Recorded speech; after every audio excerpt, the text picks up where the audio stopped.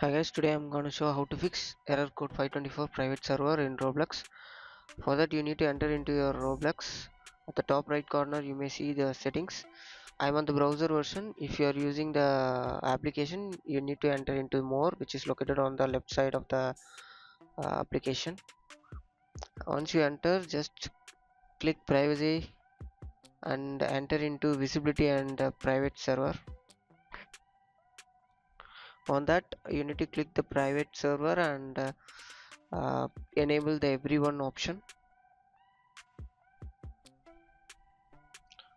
Now it's saved successfully, and go back and just enter into visibility, and it state like online status should be on everyone, and show current experience is based on your opinion, and then go back again. In that, enter into content maturity. The maturity should be on restricted. So if you are not verified your age before, just do it now to make it. Yeah, you need to enter your some ID proof. Yeah, once it done, the error is solved. So thank you for watching. For more, subscribe TechTube.